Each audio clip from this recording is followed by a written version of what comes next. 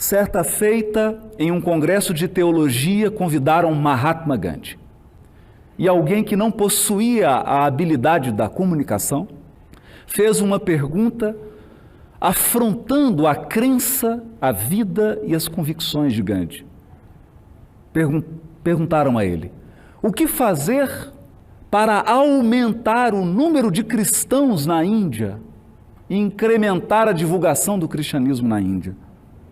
Mas Gandhi, que havia entendido que a verdade, a paz e a bondade estão acima das religiões e das crenças, respondeu: duas coisas.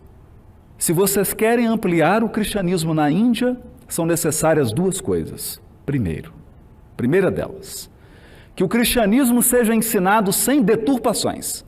Segunda, que os cristãos vivam como Jesus Cristo. Porque a maior divulgação que se pode fazer do cristianismo, e eu apelo aqui a todos desta casa e a todos os brasileiros que nos acompanham pela TV Senado, o cristianismo será honrado quando nós cristãos vivermos segundo os parâmetros morais deixados por Jesus. Mas, recordando o trabalho extraordinário desse homem, que preferiu ser chamado de um pseudônimo, para que o conjunto dos ensinos que ele organizou não pudesse ser atribuído a ele, mas para que fosse preservada a autoridade e o mérito do ensino que vinha dos espíritos superiores, ele adota o pseudônimo de Allan Kardec. Quando ele realiza o seu trabalho, o mundo estava mergulhado em penumbra como o nosso mundo de hoje.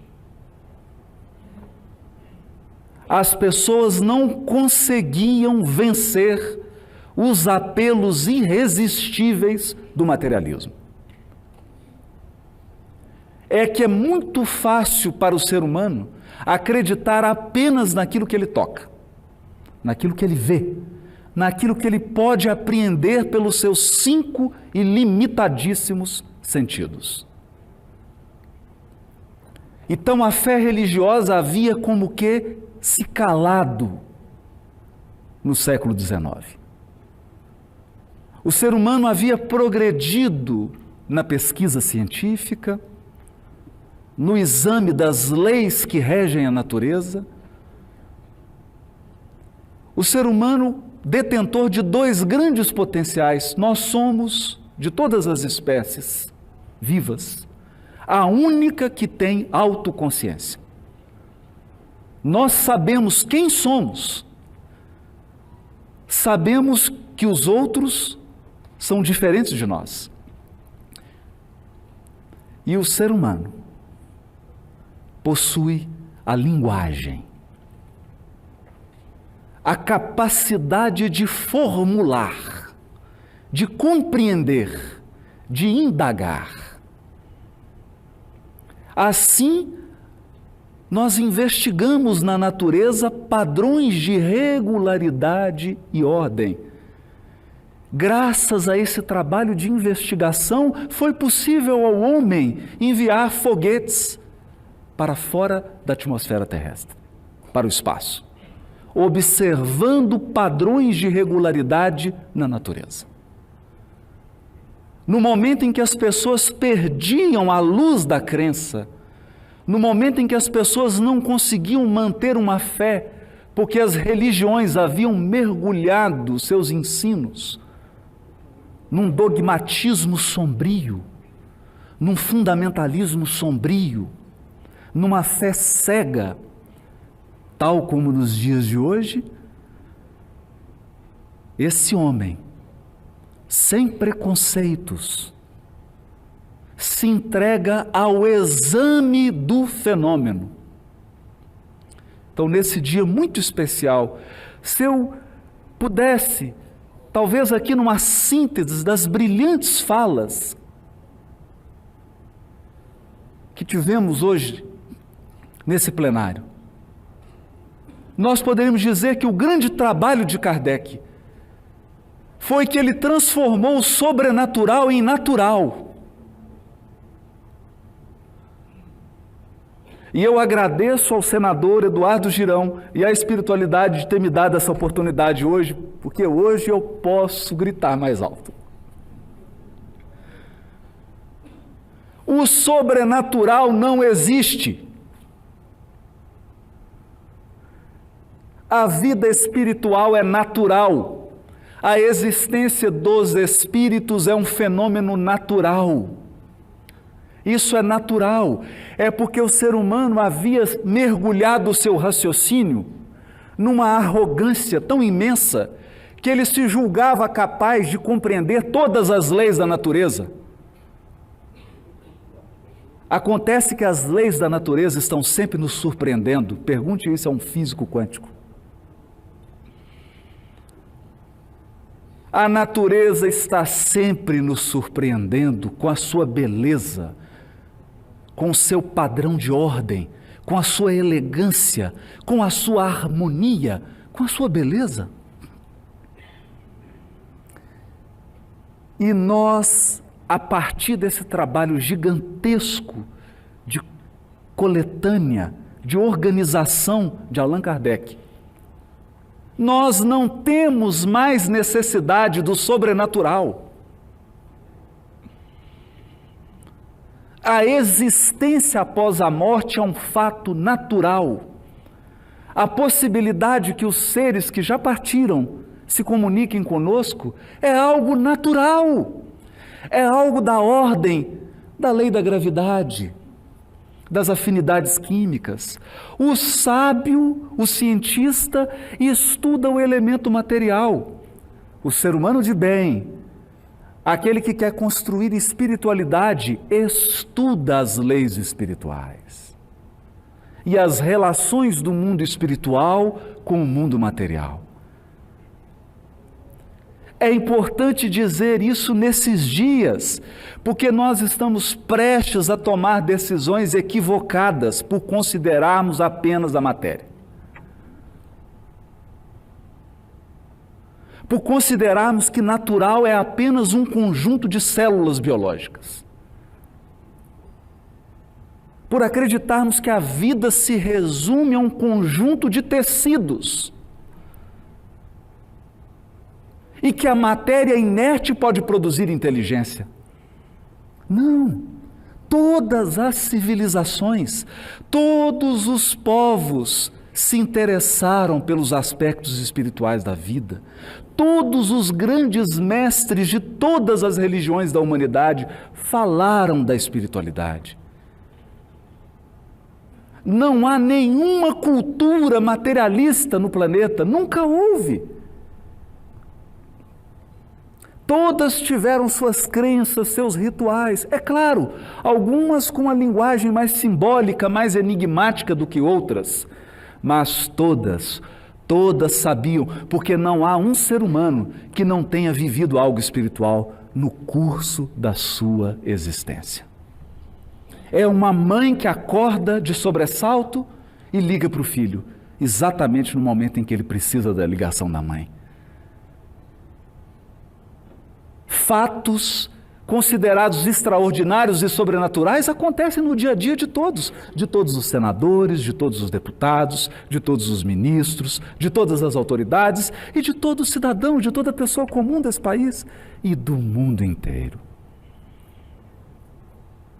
É que nós podemos negar esses fatos ou podemos estudá-los com a mesma dedicação, com o mesmo bom senso e com a mesma lógica com a qual nós estudamos o elemento material.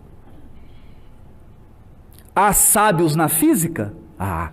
Há sábios na biologia, na química, na medicina, no direito, na sociologia? Há.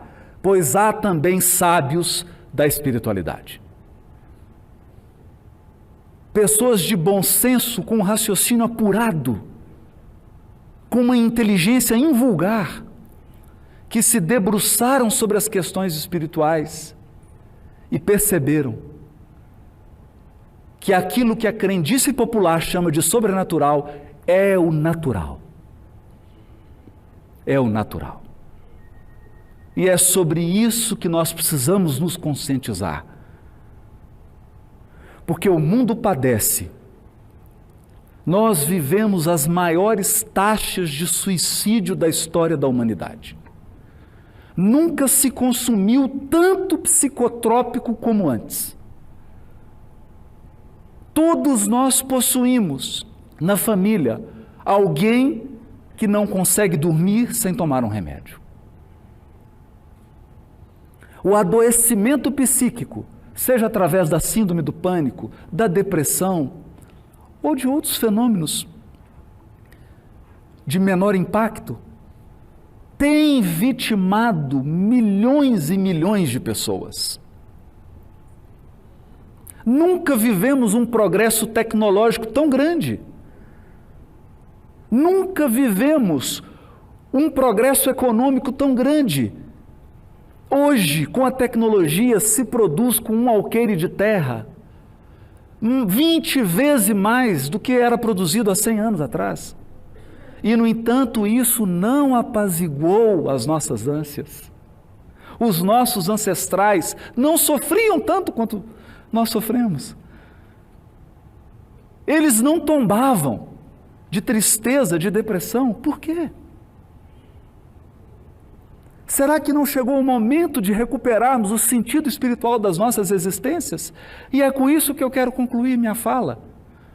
Porque de todo o trabalho de Allan Kardec, depois de ter revelado que a existência dos espíritos é um fato natural, que a espiritualidade é um fato natural, que a vida após a morte é um fato natural, ele se perguntou: e para que isso tudo? Qual o propósito disso? E é então que ele chega no código moral do Evangelho, mas especificamente num projeto. Um projeto humano, um projeto comum, que deverá unir todas as religiões do planeta. O projeto, o ser humano de bem. O propósito do Espiritismo é formar o ser humano de bem.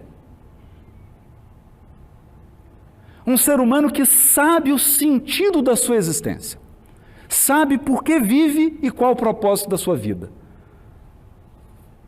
Um ser humano que não se abala com as perdas, com os reveses da vida, porque ele sabe que a vida não tem fim, a vida não cessa.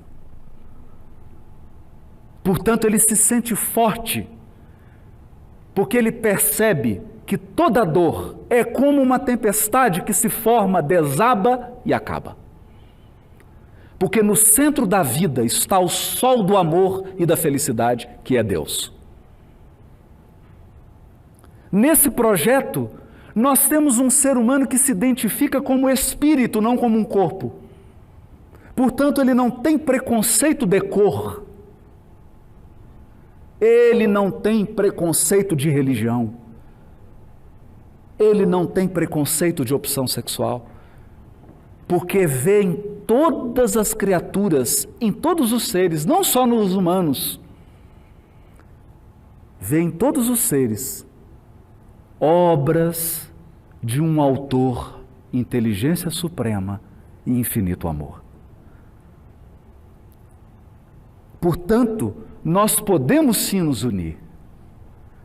Nós podemos sim, espíritas, de mãos dadas com católicos, como nosso querido senador Nelsinho Trade, de mãos dadas com evangélicos, com budistas, com membros das religiões de matriz afrodescendente e tantos outros aqui que eu não sou capaz nem de nomear, porque seria injusto deixar alguém de fora. Todos sim podemos nos dar as mãos em torno desse propósito, porque se perguntarmos a todos aqui e a todos que nos assistem, eu tenho certeza absoluta que todos queremos felicidade, bem-estar, paz, segurança. amizade, alegria, progresso. Então chegou a hora de darmos as mãos, não em função de dogmas ou de crenças, porque crenças são muito frágeis para manter os seres humanos unidos. Tanto é assim que quando surge uma adversidade como a perda de um filho, de uma filha, a perda de um ente querido, muitas pessoas abandonam suas crenças.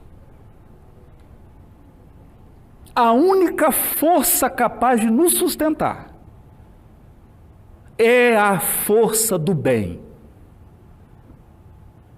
a força do bem comum,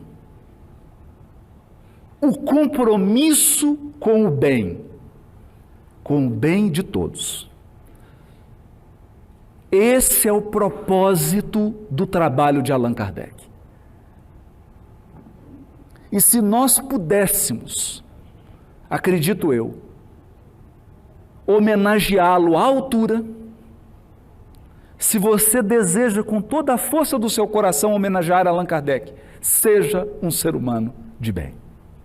Mas desses, como ressaltou o senador Eduardo Girão, alguém que tem a suficiente ousadia de fazer o bem, porque hoje é preciso muita coragem para fazer o bem. É preciso muita ousadia para defender a paz. Porque a violência é uma solução muito rasteira. Muito rasteira. A paz é que exige inteligência. Para sermos pacificadores, você precisa, por exemplo, aprender com Marshall comunicação não violenta. Você precisa estudar. Para exercer a diplomacia, você tem que estudar anos e anos a fio. Para ser violento, você não precisa fazer nada. Basta dar vazão aos instintos animais. Por isso que a paz é difícil. Por isso que a paz é difícil. Por isso que é difícil construir o bem. Nós precisamos reunir todo o patrimônio de inteligência, de boa vontade, de bondade e de talento para que o bem se instale. E hoje, nesse dia especial, através do filho de Bezerra de Menezes, a pátria do Evangelho pode brilhar. Brasil, coração do mundo, pátria do Evangelho. Não porque nós vamos impor as nossas crenças religiosas a qualquer povo, não. Não porque nós vamos obrigar quem quer que seja a se tornar um cristão. Nós não queremos fazer como aquele interlocutor de Gandhi. Pátria do Evangelho, porque esta nação acolheu, depois da Primeira Guerra e da Segunda Guerra, um imenso contingente de imigrantes das mais variadas procedências. E aqui, nesta pátria, árabes almoçam, conversam e se abraçam com judeus. Afrodescendentes se casam com europeus. Nós nos confraternizamos e enfrentamos nesse país as mais tormentosas crises. E com a graça de Deus, não caímos nos horrores de uma guerra civil. Passamos momentos difíceis em que as nossas instituições foram desafiadas, mas elas permaneceram de pé. Permaneceram de pé porque há mulheres e homens de bem sustentando essas instituições. E eu tenho a mais absoluta convicção: quem sustenta o mundo são as pessoas de bem. São elas. Mas chegou a hora das pessoas de bem terem consciência do porquê elas estão nos lugares em que elas estão. Ou, o mais difícil ainda, elas terem consciência de por que elas ainda não estão onde elas deveriam estar. Senador, graças a Deus, o senhor teve consciência dessas duas questões e está hoje onde está. Obrigado pelo honroso convite e a todos que nos ouvem. Não se trata de um discurso para converter ninguém ao Espiritismo. Essa sessão é um chamado à espiritualidade e à religiosidade de todos os cidadãos brasileiros.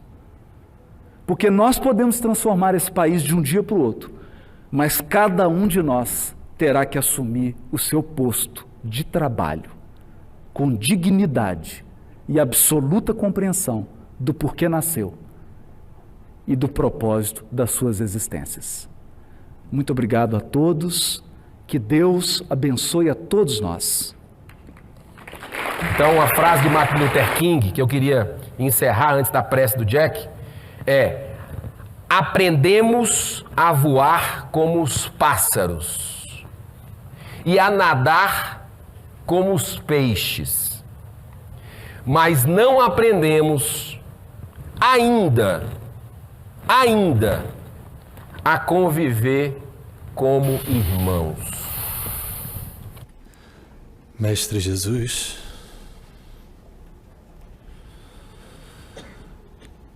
aqui nos reunimos, Senhor, em torno de Seu nome. E pedimos, no caso, permissão para nos fazermos presentes. Grandes momentos, filhos, para toda a humanidade, não somente para a pátria do Evangelho. O Cristo roga de cada um de nós a renúncia e o esquecimento de si mesmo para levantar a bandeira da paz. Como outrora os primeiros cristãos, a nós não mais é solicitado o testemunho da vida em si, mas o testemunho, filhos, da moralidade. Rogamos que cada um tenha a força necessária, a coragem de retomar o controle de vossa própria vida e finalmente fazer não o que deseja, mas sim o que é o correto. Como nosso irmão, o apóstolo da gentilidade, nos deixou: tudo posso, mas nem tudo me convém. Rogamos nestes momentos, filhos, que estejamos mais atentos, como se diz, não é? Mais atentos ao que pensamos, mais vigilantes ao que falamos, ao que fazemos. Vamos formar fileiras com o bem, porque o bem se faz necessário. Vamos dar o nosso testemunho de cristãos, onde quer que estejamos. Nos desvinculemos das máscaras da hipocrisia e busquemos, antes de tudo, o Cristo. E não pensem, sou somente um humilde trabalhador. E sim, podemos afirmar, sim, que grandes espíritos aqui se encontram. Me encontro somente como um porta-voz, deixando a todos a lembrança de nosso irmão Allan Kardec, que agradece a lembrança, e aos demais espíritos que dizem, como nosso irmão Jesus: no mundo tereis aflições, mas tende bom ânimo, eu venci o mundo. Mestre Jesus, rogamos neste momento, então, vossa misericórdia e compaixão para cada uma destas pobres criaturas, falíveis, mas rogamos, Senhor, lance sobre cada uma delas coragem para que possam todos combater o bom combate. E em teu nome, Senhor Jesus, nós agradecemos mais uma vez a oportunidade de aqui estarmos. Graças a Deus. Está encerrada a presente sessão.